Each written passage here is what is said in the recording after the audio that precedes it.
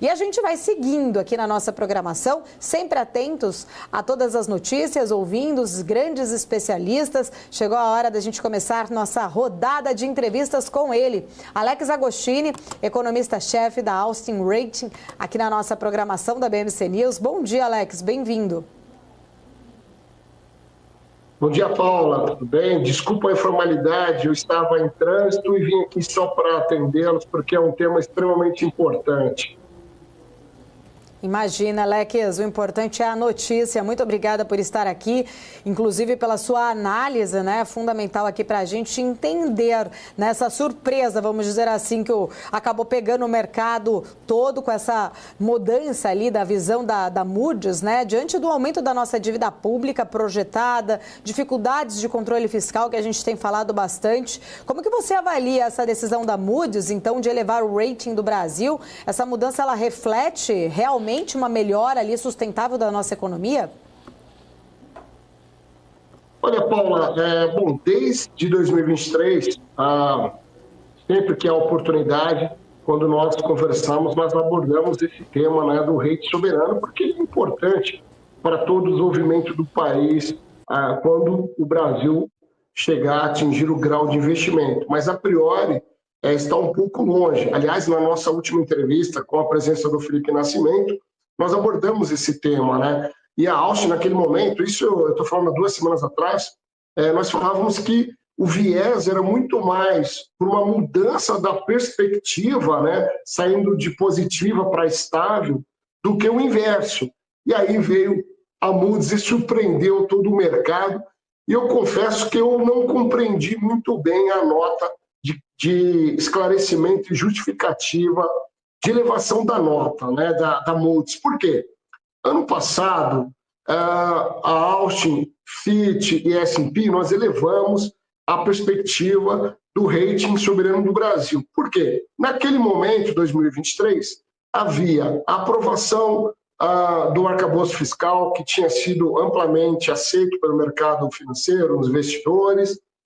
Havia a aprovação do texto base da reforma tributária e o governo estava num caminho bastante austero para atingir o resultado primário positivo. Só que, infelizmente, 2024, um ano de eleição municipal, onde se formam as bases para 2026, infelizmente o governo passou aí por um lado mais de gasto, ou seja, ao lado fiscal expansionista. Tanto é que o Banco Central, vendo que a sua política monetária para controlar a inflação, deixar a inflação no nível civilizado, não estava surtindo o efeito desejado, ele voltou a subir a taxa de juros. Então, esse cenário, Paula, muito simples, que é de compreensão a qualquer cidadão comum, vai na contramão da decisão da Moody's. E pior, né? Em menos de uma semana após de uma conversa entre Haddad e Lula com as agências internacionais. O que me parece que a Moody's colocou um pouco a sua credibilidade em xeque, porque ela parece ter cedido, né, à pressão do governo. Por quê? No comunicado dela, ela diz que houve melhora no fluxo de pagamentos, houve um crescimento robusto. Olha, o que a gente viu, de fato, o crescimento vem ficando acima das expectativas, mas quando você avalia o fluxo de pagamento, a gente olha para o futuro e o principal indicador é a relação dívida bruta PIB. E nós estamos, naturalmente, observando um crescimento dessa relação. Aliás, no último dia 27, a instituição financeira independente do Senado divulgou um relatório bastante preocupante em relação ao desenvolvimento da relação dívida-PIB, né? Que eles alegam que esse ano pode chegar já a 80%. Então, imagina um cidadão ou uma empresa que tenha 80% de dívida em relação ao a sua receita, a sua arrecadação. É difícil a gente enxergar uma melhora, né, dessa situação no curto prazo. Por isso que, assim, a gente não acredita, a Austin, como agência de classificação de risco, quer dizer, que o Brasil possa atingir o grau de investimento como deseja o Haddad até 2026. Mas vale lembrar, Paula, já concluindo, que a Austin ela já mantém o Brasil a um nível do grau de investimento desde 2015, quando houve o rebaixamento da nota. O Brasil era grau de investimento, a Austin foi a primeira agência em 2015 a rebaixar o Brasil para grau especulativo. De lá para cá, nós mantivemos essa nota, porque o Brasil não houve melhora significativa que justificasse voltar ao grau de investimento. Alex, muito bom dia para você, é um prazer conversar contigo novamente. A gente tem, né, em grande maioria, essa surpresa e essa justificativa, esses argumentos que você muito bem trouxe aqui para a gente não ter, né, uma melhora no rating do Brasil. No entanto, alguns economistas, né, tentam olhar pelo copo meio cheio, principalmente quando a gente olha para trás e o Brasil aprovou a reforma da Previdência, aprovou a reforma tributária, mesmo que ainda esteja em trâmite no Congresso Nacional, algumas medidas microeconômicas que acabaram trazendo uma melhora na percepção e, claro, todo o esforço, né, por mais que não esteja tendo muito sucesso, mas o esforço do governo em tentar melhorar aí a questão de receitas e despesas. Na sua visão, e até mesmo com esse arcabouço que você falou da Moody's talvez perdendo um pouco da credibilidade, isso acaba sendo um fato que aconteceu e está repercutindo no mercado. Você vê possibilidade ou você vê algum tipo de movimento que possa trazer algum tipo de investimento maior para o Brasil, alguma repercussão mais acelerada para o mercado? Hoje a gente já está vendo, né, o mercado tendo um otimismo aí por conta dessa notícia, né? Por mais que talvez as bases, os pilares não estejam tão sólidos assim, uma notícia como essa pode mudar um pouco a percepção do investidor em relação ao Brasil?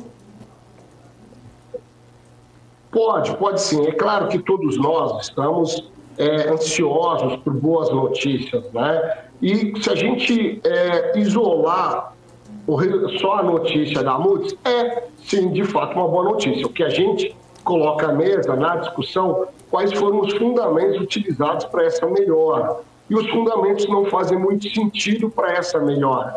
Mas é claro que sempre, quando a gente olha o histórico, os fatores que são determinantes para uma melhora da nota, eles melhoraram muito pouco. Como você mesmo disse, a reforma da Previdência em 2019, mas a gente sabe que já precisa fazer uma nova reforma, e a Haddad foi questionado isso semana passada, e ele fugiu da resposta. Ele disse o seguinte: mas a reforma foi feita em 2019 e ainda não surtiu efeito. Quer dizer, ele não se comprometeu num fato que é fundamental para a sustentabilidade das contas públicas a longo prazo. Por quê?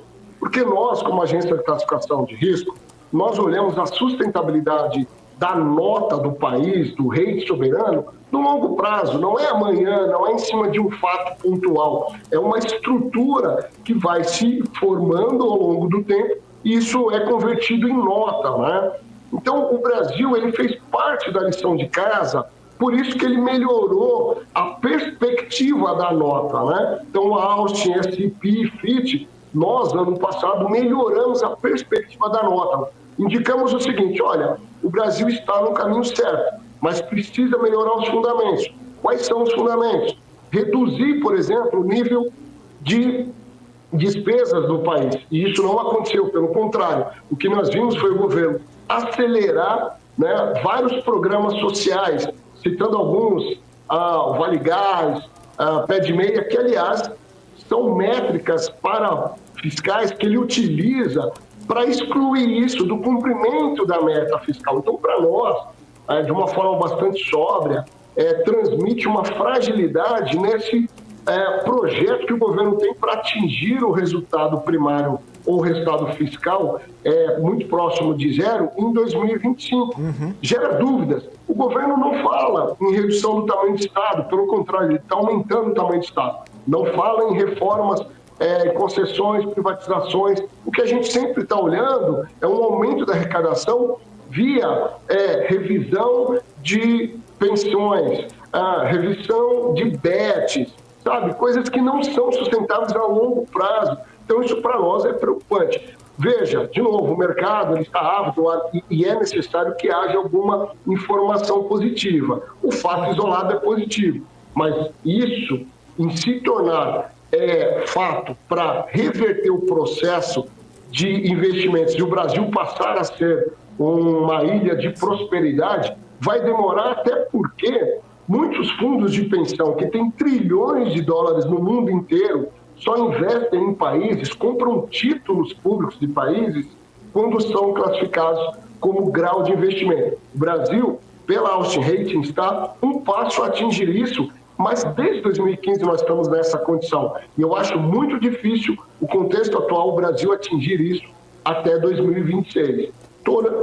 Veja, vamos torcer que nós estejamos errados, porque eu quero que o Brasil melhore, mude essa condição da sociedade. Mas analisando friamente a economia, não é esse caminho que estamos seguindo. Perfeito. Alex, agradeço demais sua participação. Obrigado pelo seu tempo aqui com a gente. Uma ótima quarta-feira para você. Até uma próxima. Felipe, Paula, até a próxima. Todo mundo. Obrigado.